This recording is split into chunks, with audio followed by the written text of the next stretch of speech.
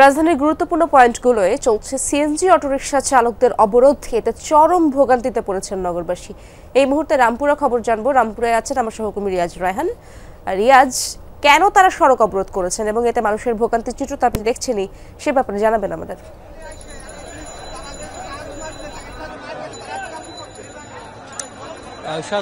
সিএনজিতে মিটার সহ চালার যে একটা সিদ্ধান্ত নিয়েছিল সরকারের সংস্থা থেকে, সেই সিদ্ধান্তের প্রতিবাদে সিএনজি চালক যারা রয়েছেন তাদের যে চালক ইউনিয়ন যেটি রয়েছে সেটির উদ্যোগে আজকে এই যে ধর্মঘট বা এই যে রাস্তা অবরোধ কর্মসূচি সেটি পালিত হচ্ছে। আমরা এখন রয়েছে রামপুরায়।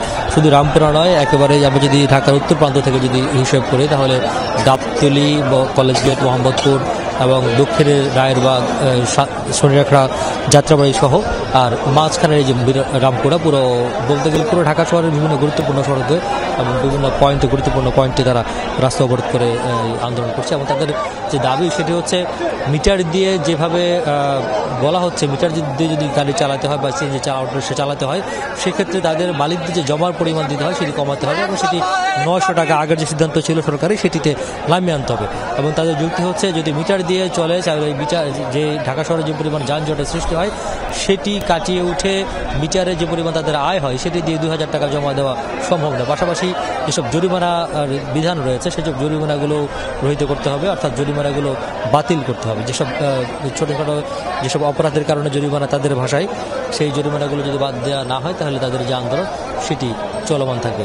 এবং এর ফলে যেটি হয়েছে, যেমন রামপুরা আবুল হোটেলের সামনে যে মোড়টি রয়েছে সেই মোড়ে অবরোধ করার কারণে একবারে দক্ষিণ থেকে উত্তরের যে অংশটি বা উত্তর থেকে দক্ষিণের যে অংশ সেটি একেবারে বন্ধ হয়ে গেছে। অর্থাৎ উত্তর থেকে যারা এগুলো উত্তরা থেকে বা উত্তরা বা একেবারে টঙ্গী থেকে এই সড়কটি হয়ে যাত্রাবাড়ি বা শনিরাখড়ার দিকে যায়, অথবা শনিরাখড়া থেকে এই সড়ক ধরে উত্তরা পর্যন্ত যে সড়কগুলো যায় টুরিল বিশ্ব রোড হয়ে, সেইগুলো বন্ধ হয়ে রয়েছে এবং যাত্রীরা ঝুঁকি করছিল। বিশেষ করে অফিস সময়ে যেহেতু ঘটনাটি ঘটেছে সেই কারণে একদিকে যাত্রীদের কষ্ট যেমন রয়েছে, পাশাপাশি তাদের যে ধর্মঘট সেই ধর্মঘটের সমর্থনে এখানে রাস্তা অবরোধ করে মিছিল করছেন।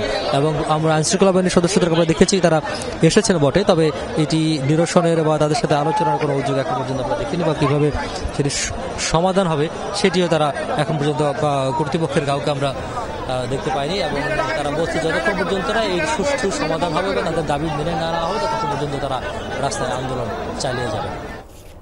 রিয়াজ, ধন্যবাদ আপনাকে সেখানকার খবরাখবর আপনি জানাচ্ছিলেন।